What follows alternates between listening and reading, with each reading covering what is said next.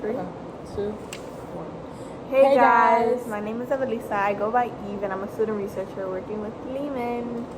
And my name is Nor Keys, or Nor, and I'm also a student researcher, also partnered with Lehman, and we're both high school students. And welcome to our YouTube channel. Woo woo. So in this video, we'll be talking about a very known location called Courtlandt Park.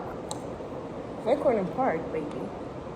You know, it's known by us New Yorkers, you know, barbecues, you know, the Van Courtlandt pool, yeah. Swimming. If you enjoy nature, that's for you. It's huge, you know, you could get tired of walking. But you know, if you don't know Van Courtlandt Park, where you at? Right. Are you from New York even? Like, where you from? Right. Come on now, don't be like that. But why do we never learn about this park just in school, like any history about it?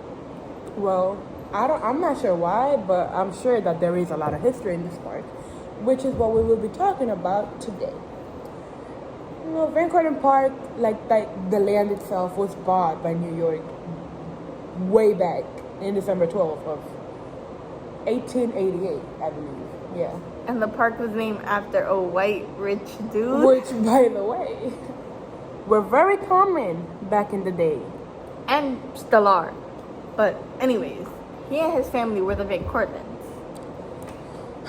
Well, turns out the Van Courtlandt family bought the land of farmers, a lot of farmers, back in 1694.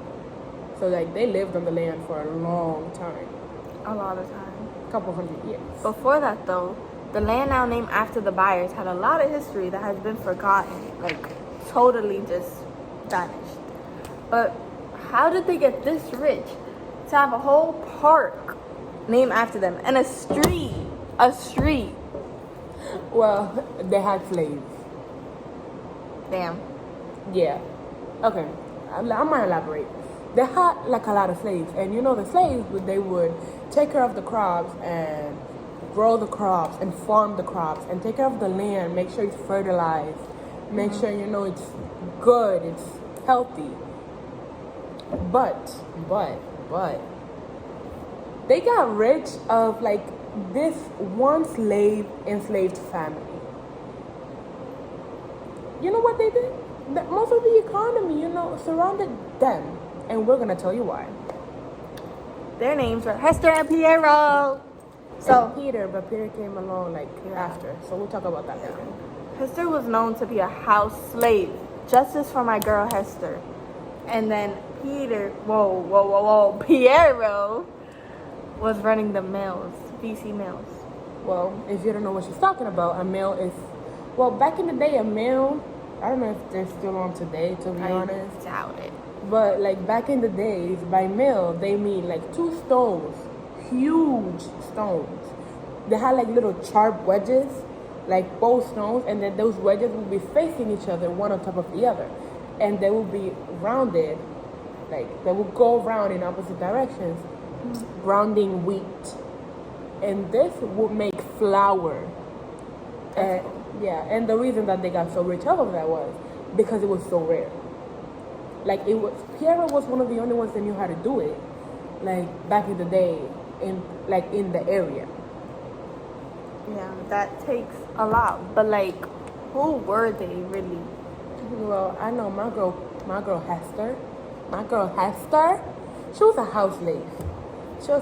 And one thing that we know and we don't know for sure is she was a house slave, right?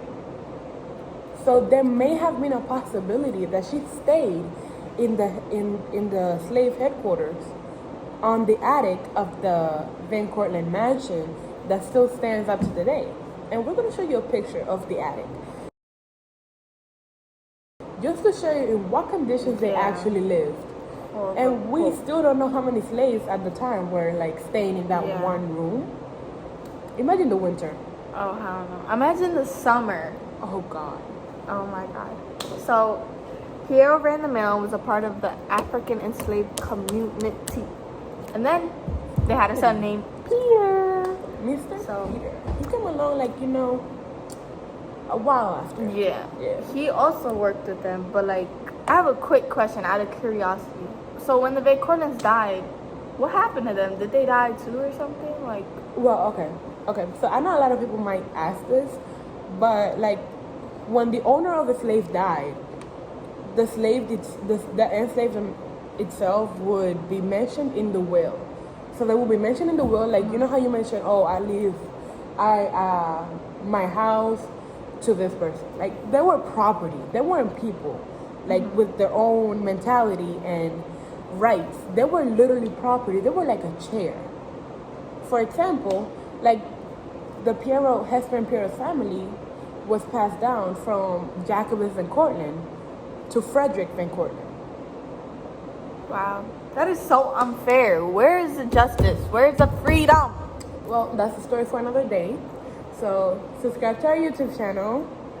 You know, hit the notification button. You know, so you know when part 2 is uploaded. Yes. What are we gonna talk about in part 2? Talk about the vote. The vote. The vote and what happened to the African Americans when they died. Yeah. And where they're at. And Peter. Oh, Don't forget and Peter. Don't forget Peter. My boy Peter. Word. My boy Peter was putting in that work. Peter. But that's for the next video. That's for the next video. Our TikTok account is gonna be linked in the description below. And subscribe. Bye. Bye.